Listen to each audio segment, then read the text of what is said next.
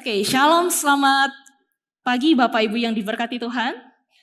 Apa kabarnya? Luar biasa, yes, fantastik. Oke, Bapak Ibu yang diberkati Tuhan, pada pagi hari ini kita akan sama-sama kembali belajar dan di mana kita akan mengakhiri tema kita di bulan ini tentang uang. Dan saya akan memberi tema yaitu keuntungan sejati. Nah, Bapak Ibu yang diberkati Tuhan, selama 2 minggu terakhir kita sudah belajar tentang uang. Bagaimana kita melihat uang dari sudut pandang kita sebagai orang Kristen. Bagaimana kita mengelola, bagaimana kita tidak dikuasai oleh uang, dan bagaimana kita menerapkan atau menggunakan uang di dalam kehidupan kita sebagai orang percaya. Pertanyaan saya, uang itu baik atau jahat? Baik atau jahat? Di sini. Oke, Bapak Ibu, saya tidak mengatakan baik, saya juga tidak mengatakan jahat. Tergantung siapa yang memegang uang itu. Oke, hari ini kalau Musa Sadikin kemarin bawa yang merah, hari ini saya bawa yang biru.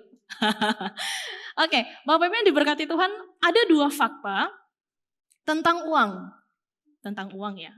Fakta yang pertama adalah ketika kita melihat uang, maka fakta yang pertama, uang itu bukan musuh. Benar? Musuh dalam arti uang ini bukanlah sesuatu yang jahat.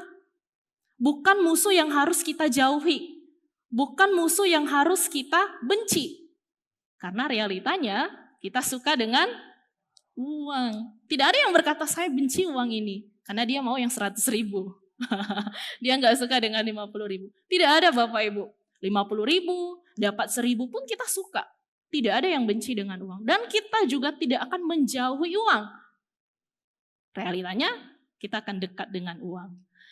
Berarti Bapak Ibu di sini dikatakan bahwa uang itu bukan sesuatu yang jahat, bukanlah musuh kita. Lalu yang fakta yang kedua adalah uang itu bukan tujuan hidup. Artinya apa Bapak Ibu? Bahwa uang ini bukan sesuatu hal yang baik yang dapat kita jadikan sebagai tujuan kita. Artinya tujuan hidup di sini adalah sesuatu yang harus kita andalkan, sesuatu yang harus kita pegang erat-erat. Sesuatu yang harus kita pertahankan. Karena apa? Bapak Ibu yang diberkati Tuhan, kita bisa membeli banyak hal, tapi uang tidak bisa membeli nyawa kita. Kita bisa beli banyak hal, tetapi uang tidak memperpanjang umur kita. Kita bisa beli banyak hal, tetapi uang tidak dapat menyelamatkan hidup kita. Kalau berbicara tentang tujuan hidup, berarti itu sesuatu yang menolong, yang menguntungkan kita sampai kita mati nanti. Tetapi di sini dikatakan bahwa uang itu tidak bisa menyelamatkan dan membeli nyawa seseorang. Jadi Bapak Ibu yang diberkati Tuhan, inilah realita yang terjadi. Uang itu baik atau jahat, itu tergantung bagaimana kita sebagai orang Kristen mengelola uang yang dipercayakan kepada kita. Bapak Ibu yang diberkati Tuhan, saya percaya bahwa setiap kita yang ada di tempat ini butuh uang. Tidak ada yang butuh uang, semuanya butuh uang. Saya butuh uang, Bapak Ibu butuh uang untuk mencukupi kehidupan kita setiap hari. Mungkin ada hari ini yang sedang bekerja keras untuk mendapatkan uang, ada yang sedang berusaha supaya uangnya cukup sampai akhir bulan, atau ada yang sedang merencanakan masa depannya lewat uang, atau ada yang sedang berharap kondisi keuangannya semakin hari semakin membaik, apalagi di tengah ketidakstabilan ekonomi di negara kita. Jadi Bapak Ibu yang diberkati Tuhan, tidak ada orang yang berkata hari ini saya mau rugi, besok kita masuk gawe. Hari ini tidak ada orang yang berkata saya tidak mau kerja. Tidak ada orang yang berkata demikian. Karena orang bekerja untuk dapat apa? Uang. Saya mau malas-malasan. Tidak ada orang yang mau malas-malasan. Karena untuk makan kita butuh uang. Tidak ada orang yang mau rugi. Kita bekerja, kita berdagang, kita berinvestasi. Supaya kita mendapatkan uang, supaya kita hidup lebih baik, supaya kita memperoleh keuntungan. Jadi Bapak Ibu yang diberkati Tuhan, uang itu adalah bagian dari kehidupan kita setiap hari. Karena kita hidup dengan uang, kita bekerja dengan uang, dan kita butuh uang. Tetapi yang menjadi masalahnya Bapak Ibu adalah, slide selanjutnya, yang sering kali menjadi masalahnya di dalam hidup kita adalah, oke slide selanjutnya lagi. Yang jadi masalah adalah kita seringkali terjebak di dalam satu kondisi yang sama. Baik kita yang berkekurangan maupun kita yang berkelebihan. Kondisinya adalah kita sulit sekali memiliki rasa puas. Ada rasa tidak puas. Jadi ketika kita mengalami kekurangan, rasa puas kita apa Bapak Ibu? Kita takut tidak cukup, kita khawatir akan kebutuhan, kita ingin memiliki lebih. Lama-lama kita pusing, kita stres. Karena pikiran, tenaga kita habis untuk memikirkan besok saya mau makan apa. Kita tidak memiliki rasa cukup, rasa puas di dalam diri kita. Lalu yang kedua adalah ketika kita yang berkelebihan, kita yang berkekurangan. Tentu kita juga tidak bisa kita akan memiliki rasa tidak puas. Kita akan khawatir bagaimana besok kalau saya rugi, bagaimana kalau usaha saya nggak maju, bagaimana kalau harta saya habis dan lain sebagainya. Kita akan takut kehilangan, kita khawatir mempertahankan apa yang membuat kita nyaman. Lalu kita ingin menambah lebih lagi, dan lebih lagi. Bapak Ibu yang diberkati Tuhan, baik kita yang berkekurangan maupun yang berkelebihan, kita sama-sama punya beban pikiran yang sama. Kita sama-sama punya pergumulan yang sama, yaitu kita punya rasa tidak puas di dalam diri kita. Oleh karena itu Bapak Ibu yang diberkati Tuhan, pertanyaan bagi kita hari ini adalah, apakah uang yang selama ini kita cari itu benar-benar menguntungkan kita? Bapak Ibu kalau berbicara tentang untung, uang ditambah uang sama dengan untung. Uang dikurang uang sama dengan rugi. Uang ditambah uang, kalau uang kita berlipat ganda kita akan untung. Tapi kalau uang kita berkurang, kita akan rugi. Berarti kita nggak benar-benar untung.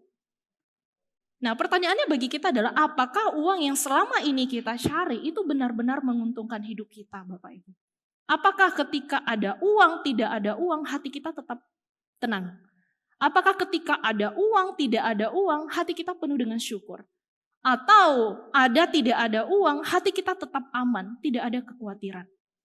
Atau sebaliknya, kita khawatir, kita merasa tidak aman, kita merasa tidak puas, dan lain sebagainya. Oleh karena itu, keuntungan seperti apa yang seharusnya kita butuhkan? Keuntungan seperti apa yang membuat kita benar-benar aman, benar-benar tenang, benar-benar puas. Sehingga walaupun uang kita berkurang, kita tidak benar-benar rugi. Tapi kita akan selalu untung, dan untung.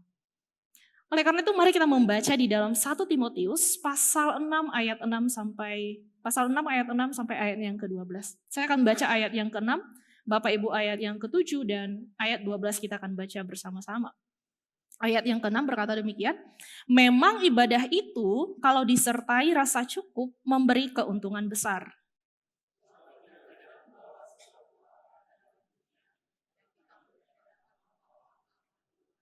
Asal ada makanan dan pakaian cukuplah.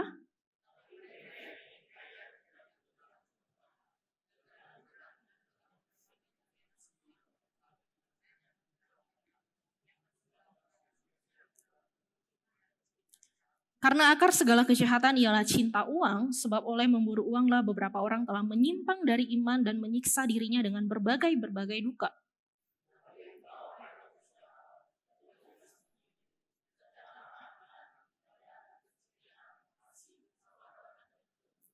Bersama-sama bertandinglah dalam pertandingan iman yang benar dan rebutlah hidup yang kekal.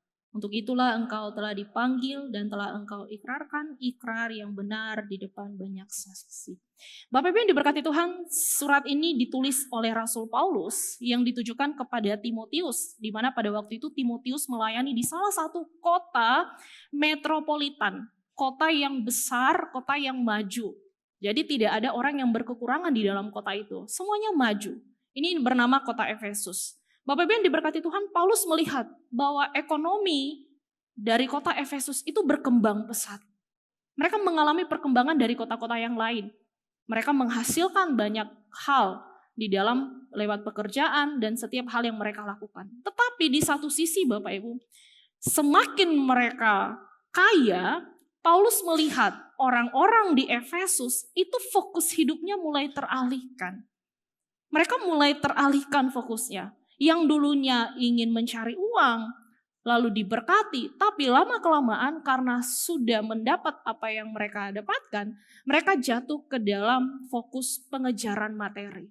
Artinya apa Bapak Ibu? Bahwa mereka mencari menumpuk kekayaan sebanyak-sebanyak mungkin. Mereka terus menumpuk. Mereka menumpuk kekayaan itu sebanyak mungkin. Lalu datanglah guru-guru palsu. Di mana guru-guru palsu ini mengajarkan salah satu doktrin, kalau kamu beribadah kepada Tuhan, maka Tuhan akan menambahkan berkat-Mu. Kalau kamu datang ke ibadah, maka finansial kamu akan diberkati, membaik dan lain sebagainya. Jadi Bapak Ibu yang diberkati Tuhan, jemaat Efesus itu datang beribadah bukan untuk mencari Tuhan, tapi mencari berkat Tuhan.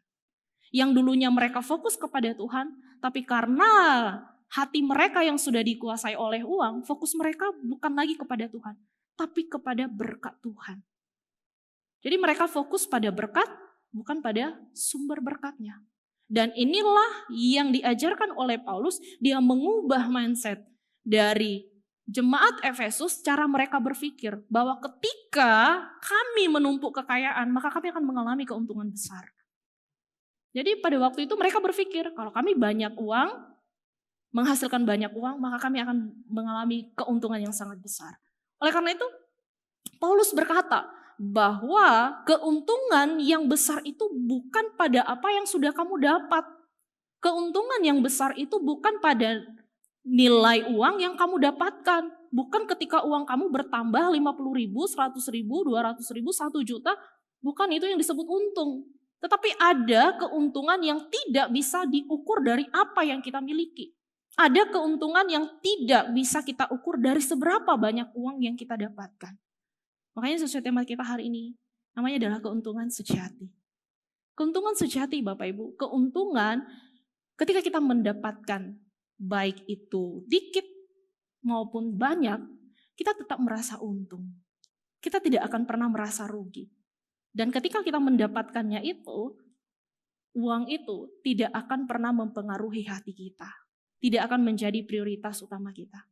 Ada tidak adanya uang, sedikit atau banyaknya uang, kita akan tetap untung. Dan inilah yang dinamakan dengan keuntungan sejati. Keuntungan yang tidak bergantung pada jumlah uang yang kita dapatkan setiap hari. Oleh karena itu pertanyaannya bagi kita hari ini adalah bagaimana kita dapat memperoleh keuntungan sejati? Ketika kita punya uang, bagaimana supaya kita benar-benar untung? Kita benar-benar mengalami keuntungan sejati di dalam Tuhan. Hari ini saya akan mengajak kita untuk belajar 3 hal bagaimana kita memperoleh keuntungan sejati. Yang pertama adalah keuntungan sejati itu dimulai dari rasa cukup. Bapak Ibu yang diberkati Tuhan, ada satu siklus hidup ya. Saya menamakan siklus hidup ini belum, sudah, tapi. Nah, Bapak Ibu, ketika kita ingin memiliki sesuatu, berarti sesuatu itu belum menjadi milik kita. Berarti sesuatu itu belum kita punya. Lalu kita melihat sesuatu itu lalu kita berpikir, saya belum punya ini, saya belum ke sana, saya belum memiliki ini, saya belum ke sana, saya belum ke situ, saya belum mendapatkan ini.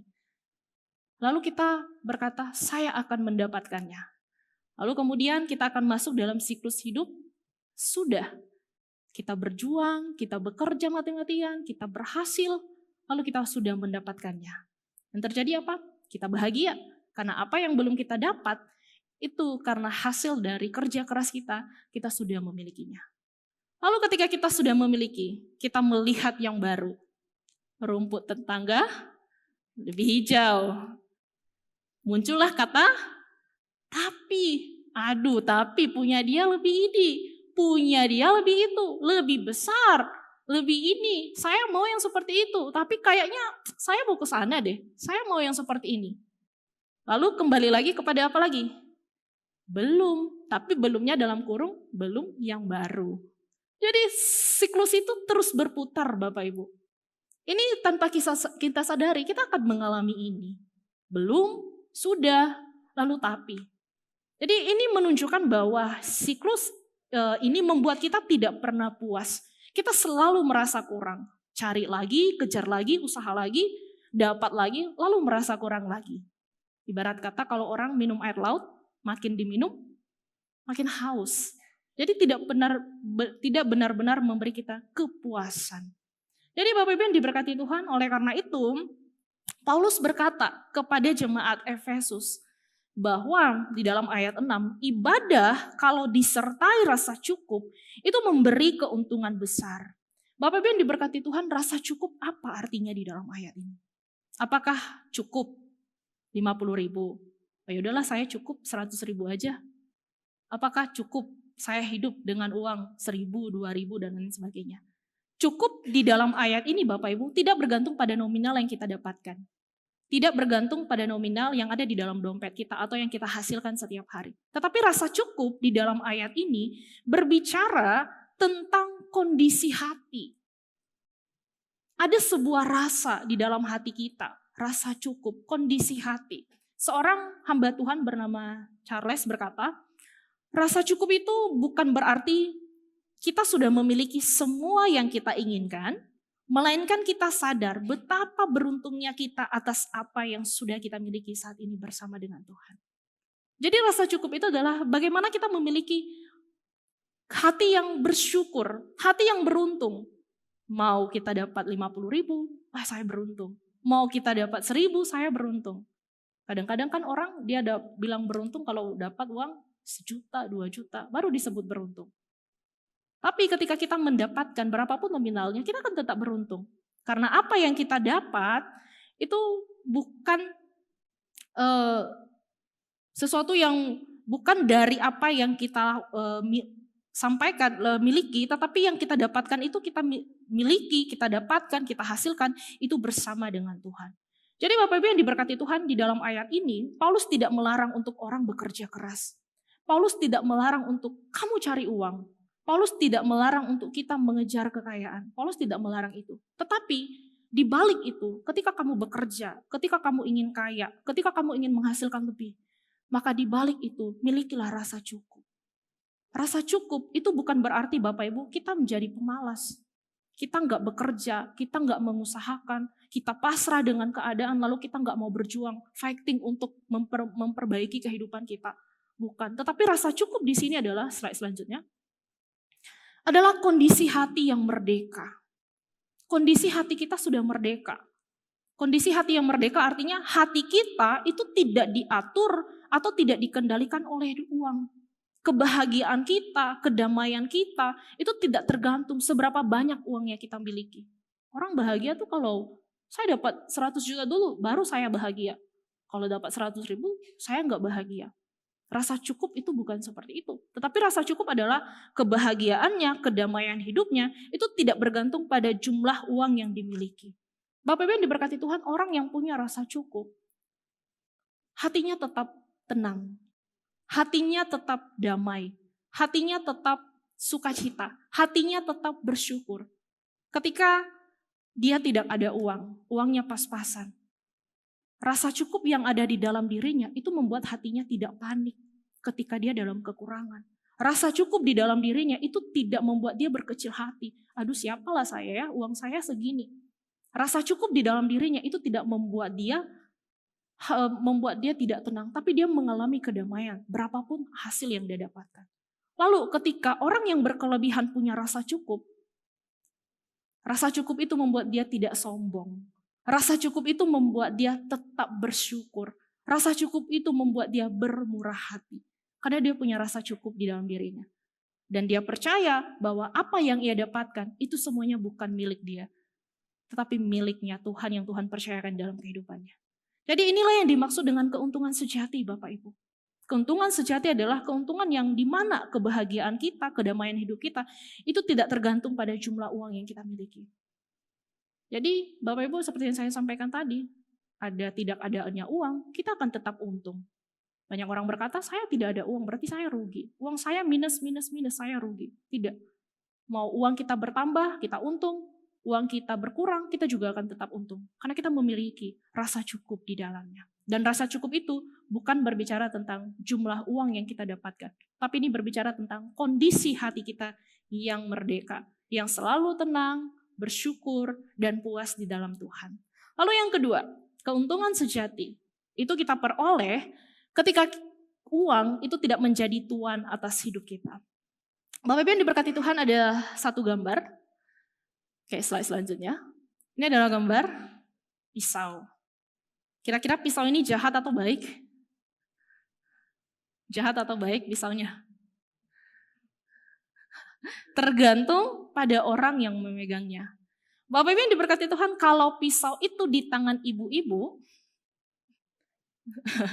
ada ibu-ibu di sini ya. Pisaunya dipakai untuk potong sayur, potong daging, potong bawang, lalu dimasak, kemudian dinikmati oleh keluarga. Pisau itu mendatangkan kebaikan dan berkat. Tapi kalau pisaunya di tangan seorang penjahat, kira-kira pisaunya mendatangkan kebaikan? Tidak. Pisau itu akan melukai, akan merugikan, dan menakutkan orang-orang yang ada di sekitarnya. Pisau itu tidak salah, karena pisau itu hanyalah alat. Tetapi yang salah itu adalah orang yang memegang pisau itu. Bapak Ibu yang diberkati Tuhan, demikian juga dengan uang. Orang selalu berkata, uang itu salah, kejar uang itu salah. Bapak Ibu, uang ini gak salah. Tapi kita selalu menyalahkan dia. Dia aja gak punya pemikiran, gak punya perasaan, gak bisa ngomong. Tapi kita selalu menyalahkan dia. Tetapi yang salah adalah posisi uang di dalam hati kita. Posisi uang di dalam hidup kita. Apakah uang itu menjadi tuan atau kita yang menjadi tuan atas uang? Posisi uang, apakah uang yang mengendalikan kita atau kita yang mengendalikan uang? Makanya di dalam ayat 9, Paulus berkata kepada jemaat Efesus, tetapi mereka yang ingin kaya terjatuh ke dalam pencobaan, ke dalam jerat, dan ke dalam berbagai-bagai keinginan yang hampa dan yang mencelakakan. Bapak Ibu yang diberkati Tuhan, Paulus tidak berkata di sini bahwa uang itu jahat. Paulus juga tidak berkata bahwa menjadi kaya itu dosa, tidak. Tetapi yang Paulus maksudkan di dalam ayat ini adalah kalau uang itu menjadi tuan atas hidup kamu, maka lama-kelamaan kamu akan jatuh ke dalam dosa cinta uang. Makanya di dalam ayat 10 dikatakan, karena akar segala kejahatan itu adalah cinta uang. Akar kejahatan itu bukan uang, tetapi akar kejahatan adalah cinta uang. Bagaimana kita menjadikan uang, posisi uang di dalam hati kita. Oleh karena itu Bapak Ibu yang diberkati Tuhan, kalau uang itu menjadi tuan atas hidup kita, kita hanya untung sementara. Ketika uang itu habis, kita akan rugi. Tapi ketika kita yang menjadi tuan atas uang habis, dapat lagi, kita tidak akan benar-benar rugi. Tapi kita akan terus mengalami keuntungan. Ini yang dinamakan keuntungan sejati. Keuntungan sejati ketika kita dapat menggunakan uang yang diberikan kepada kita itu menjadi sesuatu yang baik, yang mendatangkan kebaikan di dalam hidup kita. Sama seperti pisau tadi, mendatangkan kebaikan itu tergantung orang yang memegangnya. Jadi Bapak Ibu yang diberkati Tuhan, uang ini tergantung kita. Bagaimana Bapak Ibu mengelolanya di dalam kehidupan setiap hari. Lalu yang ketiga, keuntungan sejati itu dapat kita peroleh ketika kita mengejar apa yang kekal. Bapak Ibu yang terkasih, Paulus mengatakan bahwa bahaya kalau kita cinta uang. Bahaya kalau kita cinta uang. Kenapa? Kenapa bisa bahaya? Karena kalau berbahaya, uang itu akan mendatangkan kecelakaan. Uang itu akan mendatangkan penipuan, mendatangkan kejahatan, mendatangkan keserakahan. Kenapa banyak korupsi? Karena udah cinta uang. Makanya Paulus berkata bahwa bahaya kalau kamu cinta uang, kalau uang menjadi tuan atas hidup kamu, kalau uang menjadi prioritas hidup kamu. Oleh karena itu Paulus berkata, memberikan pengarahan kepada jemaat Efesus bahwa di dalam ayat 11 ia berkata demikian, tetapi engkau hai manusia Allah, jauhilah semuanya itu. Kejarlah keadilan, ibadah, kesetiaan, kasih, kesabaran, dan kelemah lembutan. Bapak Ibu, Paulus tidak berkata jauhilah uang itu. Tidak. Paulus tidak berkata demikian. Tetapi yang disampaikan oleh Paulus adalah kita menjauhi cinta uang. Posisi uang di dalam hati kita. Cinta akan uang. Itu yang disampaikan oleh Rasul Paulus. Oleh karena itu apa yang disampaikan Paulus? Bahwa yang harus kamu kejar adalah keadilan, ibadah, kesetiaan, kasih, kesabaran, dan kelemah lembutan. Bapak Ibu yang diberkati Tuhan, uang itu bersifat kekal. Kita nggak akan bisa bawa ketika kita akan meninggalkan dunia ini. Tetapi Tuhan berkata bahwa kejarlah apa yang dapat kamu bawa ketika kamu mati nanti. Dan yang disampaikan oleh Paulus, yang kita kejar itu keadilan, ibadah, kesetiaan, kasih, kesabaran, dan kelemah lembutan. Ini adalah karakter kita sebagai orang-orang yang dipercayakan untuk mengelola uang. Slide selanjutnya. Bapak Ibu yang diberkati Tuhan, kita dipanggil itu menjadi pengelola, bukan menjadi pemilik. Sekali lagi kita dipanggil untuk menjadi pengelola, bukan menjadi pemilik. Karena kita sadar bahwa uang yang kita dapatkan, Bapak Ibu, uang yang kita miliki, itu bukan karena usaha kita, tapi karena Tuhan memberkati kehidupan kita, seberapapun nilainya. Oleh karena itu, Allah memanggil kita untuk menjadi pengelola di dalam hidup ini. Oleh karena itu, apa yang harus kita kejar? Slide selanjutnya. Maka yang kita kejar, kejarlah yang kekal. Yang kita kejar bukan uangnya, tetapi kejarlah karakter di dalam mengelola uang. Kemarin di P3MI kami belajar tentang bagaimana karakter. Ini sesuai dengan yang saya sampaikan ya, dibawakan oleh Ibu Tenia tentang keuangan. Jadi ini yang kita kejar Bapak Ibu. Yang kita kejar adalah karakter di dalam mengelola keuangan. Karena kita sebagai pengelola, maka kita harus memiliki karakter sebagai pengelola yang benar di dalam Tuhan. Karakter itu apa? Slide selanjutnya. 1, integritas. Kita harus punya karakter integritas. Kita jujur bekerja, kita tidak curang, kita setia, dan lain sebagainya. Kita cari uang dengan cara yang benar, bukan dengan cara yang salah. Lalu yang kedua, murah hati. Uang yang kita dapatkan itu kita tidak simpan untuk diri kita sendiri. Kita usahakan untuk diri kita sendiri. Tapi uang itu kita pakai untuk memberkati orang lain. Lalu yang ketiga, bertanggung jawab. Kita harus bertanggung jawab dengan uang yang Bapak Ibu miliki. 50.000, berapapun nominalnya, kita harus bertanggung jawab. Karena itu adalah uang yang dipercayakan kepada setiap kita. Lalu yang keempat, bijaksana. Kita harus bijak, membedakan. Uang ini dipakai untuk apa? Keinginan, kebutuhan, kita harus tahu. Kita harus bijaksana untuk mengelola keuangan kita. Lalu yang kelima, tekun. Tekun bekerja, tidak malas-malasan. Kita setia di dalam pekerjaan kita, di dalam perkara-perkara yang Tuhan percayakan kepada kita. Bagaimana kita diberkati kalau kita menjadi pemalas? Bagaimana kita diberkati kalau kita nggak berjuang? Tuhan ingin kita tekun. Lalu yang terakhir, kita harus punya apa? Rasa syukur. Di balik semua jumlah uang yang kita dapatkan, kita harus memiliki rasa syukur. Karena kita tahu bahwa yang kita dapatkan itu bukan karena kita, tetapi karena Tuhan yang memberkati kita. Jadi Bapak Ibu yang diberkati Tuhan, Amsal 16 ayat 16 berkata, memperoleh hikmat sungguh jauh melebihi memperoleh emas, dan mendapat pengertian jauh lebih berharga daripada mendapat perak. Oleh karena itu, Bapak Ibu, karena kita sebagai pengelola, maka mari kita minta hikmat kepada Tuhan, agar kita dapat mengelola keuangan kita, mengatur keuangan kita, memakai keuangan kita, itu sesuai dengan kehendak Tuhan.